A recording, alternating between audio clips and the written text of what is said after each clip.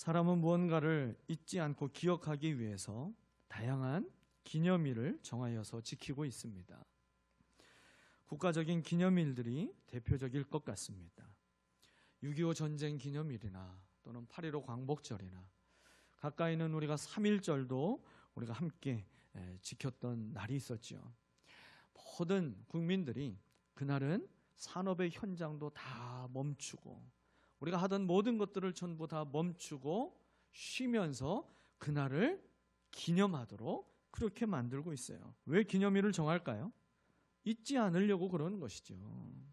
그냥 쉬라고 하는 것이 아니라 잊지 말라고 기념일을 만들어서 지키고 있는 것 아니겠습니까? 여러분, 그냥 지나가 버리면, 시간이 흐르면 사람은 다 잊어버리기 때문에 그렇습니다. 또 한 가지는 그날의 의미를 다음 세대에게 전해주기 위해서 기념일을 만들어서 그렇게 지키고 있죠. 그날 이런 일이 있었던 거야.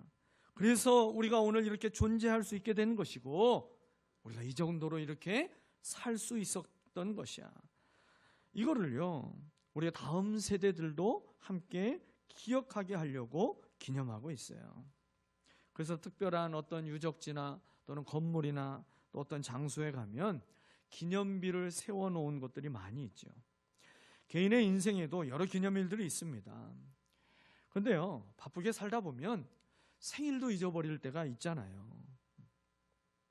이제 가끔 성도님들 가운데 생일을 맞으신 분들이 있어서 이제 카톡으로 이제 선물을 하나 작은 걸 보내드리면 이제 그렇게 답장이 오는 분들이 종종 있어요. 어머, 저도 제 생일인지 몰랐는데 어떻게 아셨어요? 그러면서 제가 어떻게 알겠냐고, 카톡에 떠 있으니까 알지요. 제가 그걸 어떻게 다 기억하고 있겠어요? 카톡에 오늘 생일자 누구 딱딱딱 떠 있잖아요. 근데 얼마나 감사한지 몰라요. 근데 그렇게 해서 함께 또 축하하고 축복할 수 있다는 것이 참 기쁨입니다. 자기 생일도 잊어버리고 남편 생일도 또 아내 생일도 자녀들 생일도 우리는 깜빡하며 지내요. 또 심지어 그렇게 중요하다고 생각하던 결혼 기념일도 잊어버릴 때가 있습니다. 사람은 망각의 동물이다, 그런 말이 괜히 있는 게 아닌 것 같습니다. 중요한 줄 알면서도 우리는 놓치기도 하고요, 귀한 줄 알면서도 우리의 기억은 점점 무뎌져 갑니다. 하지만요, 어떤 기억은 절대로 잊혀지지 않는 그런 기억도 있지요. 연초에 어떤 영화를 보고 나서 이제 칼럼을 통해서 함께 나누었던 우리의 몸이 기억하고 있는 그런 절차 기억과 같은 그런 기억들이 있죠. 성도인 저와 여러분에게 있어서 절대로 잊어서는 안 되는 것이 있습니다. 여러분, 나를 죄에서 구원하기 위해서 십자가에서 대신 몸이 찢기시고 피 흘려 죽으신 예수 그리스도만큼은 여러분, 우리가 어떠한 상황과 환경이 우리에게 찾아올지라도 잊어서는 안 될 것입니다. 십자가를 통해 보여주신 그 주님의 사랑과 은혜는 여러분 절대로 잊어서는 안 될 거예요. 그래서 저도 그렇게 혼자 있을 때 그런 기도를 올린 적이 있어요. 주님, 치매가 와도 그건 기억하게 해주세요. 다른 건 다 잊어버려도 그것만큼은 기억하게 해주세요. 주님은 우리가 기억하기를 바라시며 이렇게 말씀하셨어요. 이것을 행하여 나를 기억하여라. 이거를요, 이 짧은 본문에서 24절과 25절 두 번이나 반복하며 말씀하셨어요. 나를 기억하여라.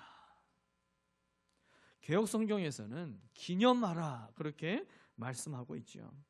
그러니까 기념일을 정하여서 정기적으로 지키면서라도 잊지 않도록 기억하라, 그런 의미로 우리가 보면 될 것 같습니다. 주님의 몸을 상징하는 빵과 또 주님의 피를 상징하는 포도주를 마시는 이 특별한 의식인 성찬을 명령하시며 주님은 우리가 기억하기를 원하십니다. 무엇을 기억하기를 원하실까요?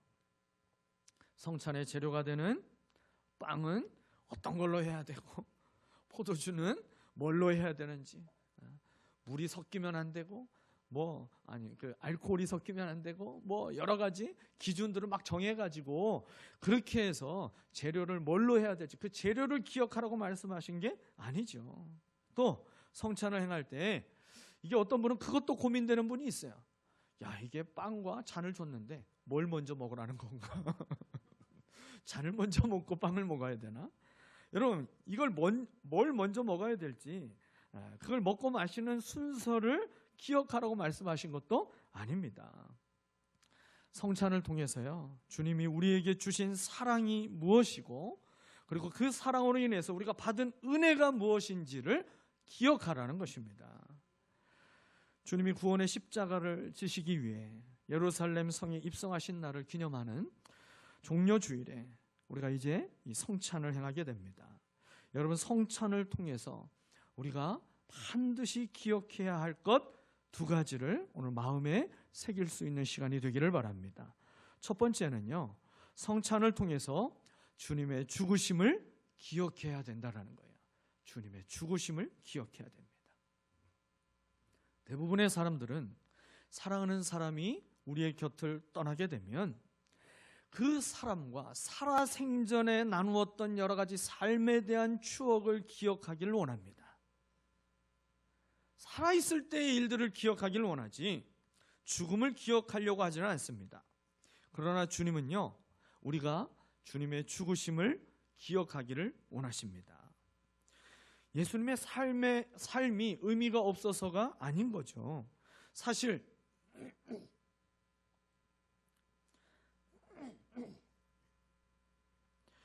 여러분, 사실 주님의 삶을 통해서 우리는 중요한 신앙적인 것들을 전부 다 그 주님의 행하신 것들을 우리가 보고 배우며 신앙을 하고 있잖아요. 제자들에게 본을 보여주신 그 모습을 우리도 함께 따라가며 배우고 있어요. 그 주님이 보여주신 겸손을 배우고 있고, 사랑을 배우고 있고요, 섬김도 배우고 있고, 그리고 주님이 하셨던 용서도 우리는 배우고 있습니다. 근데 오늘 성찬이 특별히 우리에게 기억하게 하는 것은 예수님의 삶 전체 가운데에서도 예수님의 죽으심입니다. 왜 그럴까요? 이유는 분명합니다. 우리가 얻은 구원은요, 예수님의 삶의 모범 때문에 이루어진 것이 아니라 예수님의 죽으심 때문에 이루어졌기 때문인 것입니다. 여러분, 예수님이 아무리 아름다운 삶을 사시고 거룩한 본을 보이셨다 해도 만약에 예수님이 우리를 대신해서 십자가에서 죽지 않으셨다고 한다면 그 모든 삶은 우리에게 감동은 줄 수 있어도 구원은 줄 수 없는 거예요. 우리가 구원받은 이유는 주님이 나를 위해서, 나를 대신하여 십자가에 달려 죽어주셨기 때문입니다. 그래서 신약 성경의 복음서를 보면요, 초점이 계속 어디를 향하게 되냐면 예수님의 마지막을 향하여서 그 초점이 계속 맞춰지고 있어요. 십자가를 향하여서 그 초점이 계속 맞춰지고 있습니다. 마지막 한 주간의 기록이요, 아주 자세하게 기록되어져 있어요. 마태, 마가, 누가, 요한 이 네 개의 복음서를 전부 다 합하면 89장입니다. 89장. 89장이나 되는 이 복음서의 말씀 가운데에서 예수님의 마지막 그 한 주간의, 이 고난 주간의 기록을 몇 장이 기록하고 있냐면 30장이 기록하고 있어요.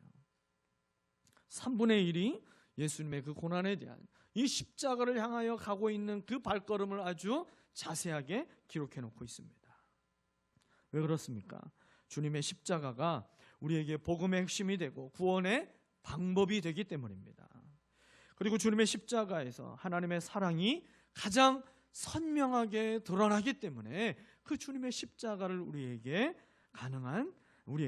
많이 보여주고 있는 것이죠. 여러분, 우리는 기억해야 돼요. 예수님의 죽으심이 있었기 때문에 내가 살게 된 것입니다. 예수님이 매를 맞고 채찍에 맞으셨기 때문에 내가 용서받게 된 거예요.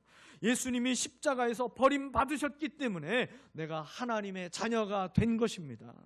예수님이 피를 흘리셨기에 내가 모든 죄에서 깨끗함을 받게 된 줄 믿으시기를 바랍니다. 여러분, 이 사실을요, 여기 있는 분 가운데 모르는 분은 없는 것 같아요.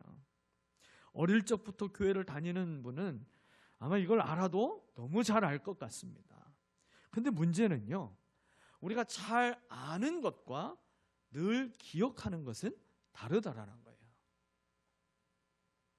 아는 것과 늘 기억하는 것, 이거는 차이가 커도 많이 큽니다.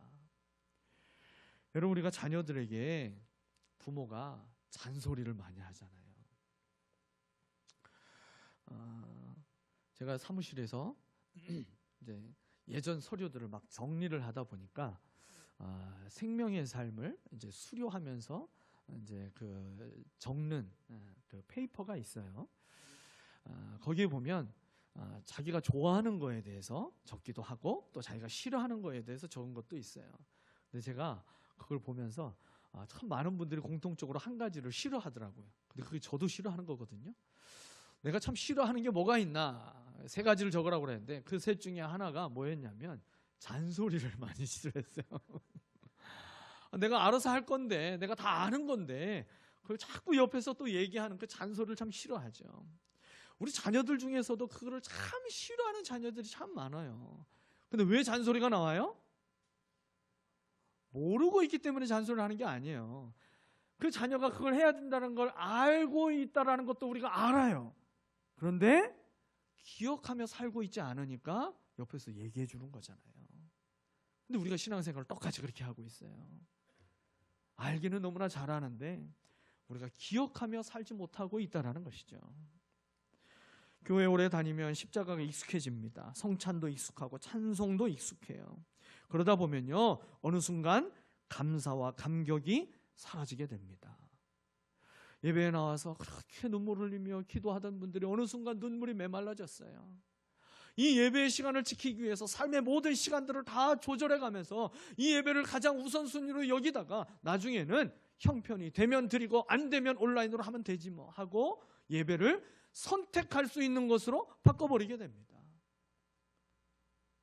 예배에 대한 열정, 하나님을 사랑하는 마음, 여러분, 이런 것들이 형식은 지켜지고 있는데 내용이 다 빠져버린, 알맹이가 다 빠져버린 그런 신앙으로 하나님을 지금 신앙하고 있는 것은 아닌지 여러분, 우리는 돌아봐야 될 거예요.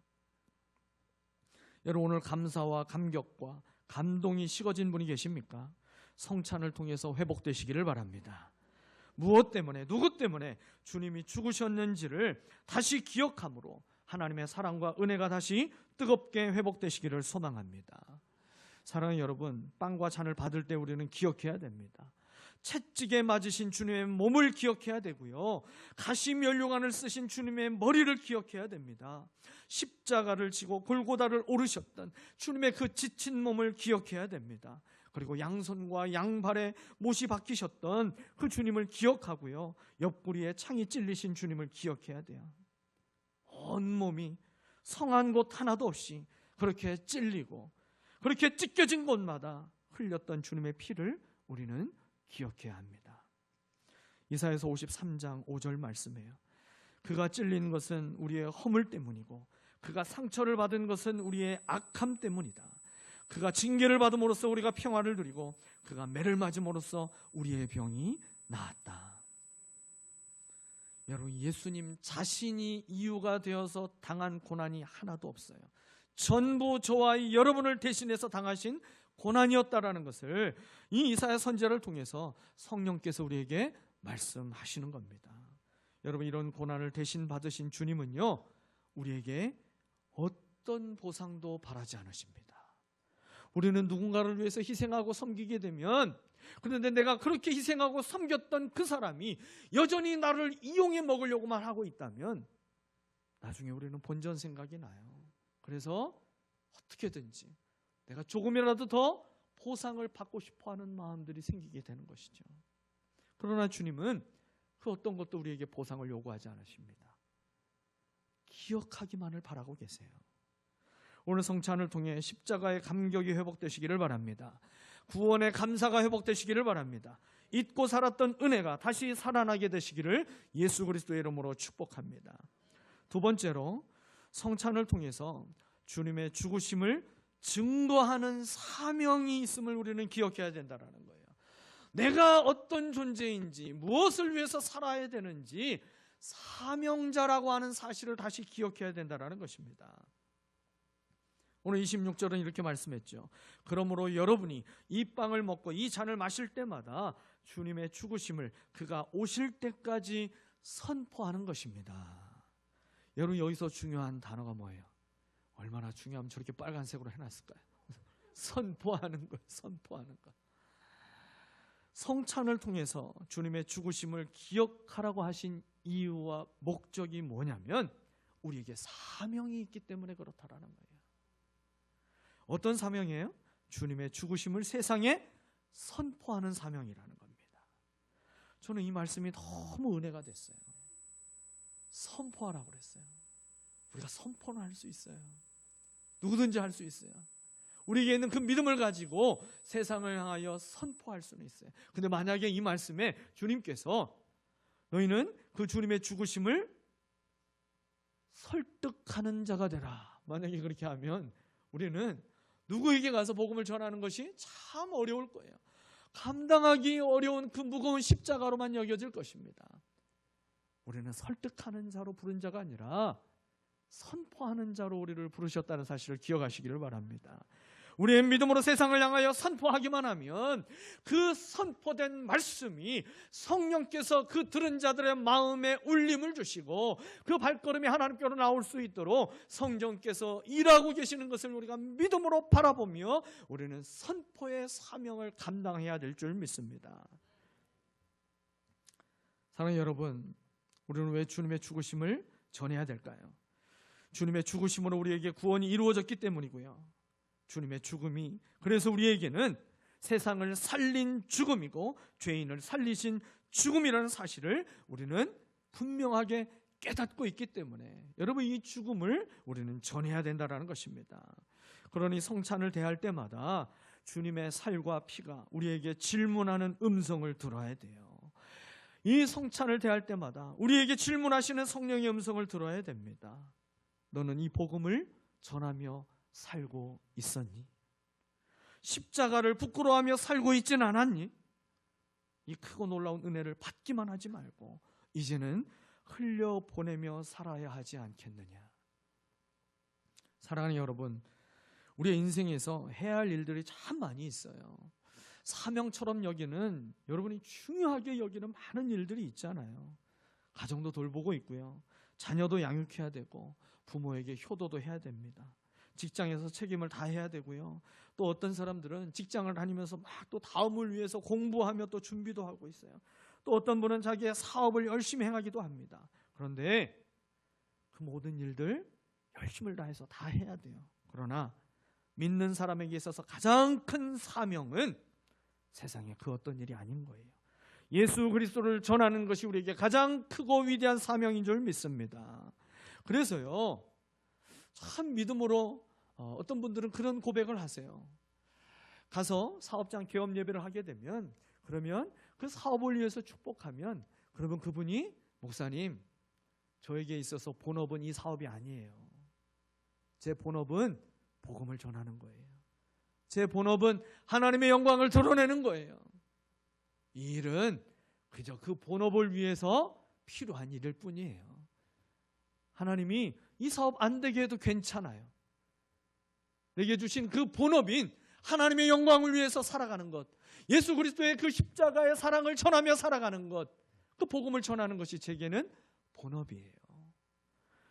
그런 얘기를 들으면요, 부끄러워져요. 이렇게 큰 믿음이 있는 분에게, 야, 이거 훨씬 나보다 큰 믿음이 있는 분을 또 하나님이 만나게 하시는구나. 그러면서 저의 믿음을 또 깨워주시게 되죠. 여러분, 예수 그리스도를 전하는 것이 우리에게 가장 크고 위대한 사명인 줄 믿으시기를 바랍니다. 내가 전도자가 아니어도 우리는 전해야 돼요. 목회자가 아니어도 우리는 전해야 됩니다. 선교사만 전하는 게 아닌 거예요. 구원받은 모든 사람은 전부 다 예수 그리스도가 우리에게 구원자 되시는 이 복음을 전해야 되는 것입니다. 어떻게 전합니까? 우리의 입술로 전해야 돼요. 삶으로 전해야 되고요, 기도로 전해야 되고, 용서와 희생으로 전해야 되고요, 예수님처럼 섬김으로 전해야 됩니다. 예수님이 당신을 위해 죽으셨습니다. 당신의 모든 죄는 십자가에서 흘리신 피로 다 깨끗하게 되었습니다. 당신도 예수님을 믿으면 하나님의 자녀가 되어서 천국에 들어갈 수 있습니다. 그 사람이 믿든 안 믿든 우리는 믿음으로 선포해야 되는 거예요. 여러분, 이 복음을 입술과 변화된 삶으로 전하며 살아갈 수 있게 되시기를 바랍니다. 전파하는 자가 없으면 어찌 들을 수 있겠느냐라고 로마서를 통해서 우리에게 말씀하셨잖아요. 우리는 전파하는 자가 되어야 될 것입니다. 여러분, 혹시 우리 가운데 전도의 열정이 식어버린 분이 계십니까? 한 영혼을 향한 부담이 사라진 분이 있습니까? 목장 안에서 모일 때마다 한 영혼을 품고 기도하는 시간을 가져야 되는데 어느 순간 그저 감사의 삶과 서로의 기도 제목만 나누고 영혼 구원을 위해서 기도하는 시간을 그냥 빠뜨리고 편안하게 계속 목장을 마치고 있지는 않으십니까? 여러분, 다시 붙잡으셔야 됩니다. VIP를 품지 않고 살아가던 우리의 삶을 회개하고 우리가 다시 한번 이 한 주간 이제는 목장마다 한 영혼을 품고 기도하며 복음을 전하여 다음 주일 이제 부활절 예배에 여러분 그 VIP를 초청해서 함께 예배할 수 있게 되시기를 바랍니다. 오늘 성찬을 통해서 사명이 회복되어야 됩니다. 나에게 사명이 있음을 우리는 기억해야 됩니다. 주님은 나에게 그 몸을 다 내어 주셨는데 하나님, 나는 나의 이 작은 입도 주님께 드리지 못했네요. 주님은 피를 흘려주셨는데 주님, 나는 복음을 부끄러워하며 살았네요. 주님은 한 영혼 때문에 십자가를 지셨는데 나는 한 영혼을 귀히 여기지 않고 그냥 살고 있었네요. 우리가 하나님 앞에 성령이 깨닫게 하시는 대로 우리의 연약함을 고백하며 다시 하나님의 은혜를 구할 수 있게 되시기를 바랍니다. 여러분, 그래서 성찬은 우리를 다시 십자가 앞에 서게 만들고요, 동시에 세상을 향해서 나가게 만듭니다. 주님의 죽으심은 전하기 위해서 기억해야 되는 거예요. 구원의 감사와 감격을 주시는 것도요, 우리가 가슴이 뜨거워져야 증거할 수 있기 때문에 그런 것입니다. 은혜를 우리에게 풍성하게 주시는 이유도 그저 우리의 그 믿음의 그릇만 겨우 채우는 것이 아니라 그것을 차고 흘러 넘치도록 풍성하게 주셔서 복의 통로가 되어 살아가도록 하나님 우리에게 은혜를 풍성하게 부어주시는 거예요. 성찬을 통해서 주님의 뜻을 깨닫고 복음을 전하는 사명자로 살아가는 제자가 되시기를 축복합니다. 사랑하는 여러분, 오늘 성경은 우리에게 말씀합니다. 이 성찬을 행하여 나를 기억하여라. 이 말씀은 단순히 이 예식을 어떻게 하라고 하고 있는 말씀이 아니에요. 주님의 죽으심 안에 담겨진 하나님의 사랑과 은혜를 기억하라는 것입니다. 그리고 그 은혜를 세상에 전하는 사명이 있다라는 것을 잊지 말라고 말씀하고 있어요. 여러분, 그렇기에 빵과 잔을 여러분의 손으로만 받지 마십시오. 뜨거운 가슴으로 그 빵과 잔을 받게 되시기를 바랍니다. 형식과 습관으로 빵과 잔을 받지 마시고요, 감사와 감격의 마음으로 빵과 잔을 받게 되시기를 바랍니다. 그래서 주님 앞에 그 빵과 잔을 대하며 이렇게 주님 앞에 결단했으면 좋겠어요. 주님, 저를 위해 죽으시는 것을 잊지 않겠습니다. 주님, 그 죽으심을 전하며 살아가겠습니다. 여러분, 이 고백이 살아있는 성찬이 되시기를 바라고, 또 한 주간 구원의 기쁨과 천국의 소망으로 우리에게 오는 어떠한 삶의 문제와 고난이 찾아온다 할지라도 기뻐하고 기도하고 감사하는 그 하나님의 뜻을 이루며 살아가는 성도가 되시기를 우리를 위해 죽으시고 부활하신 예수 그리스도의 이름으로 축원합니다.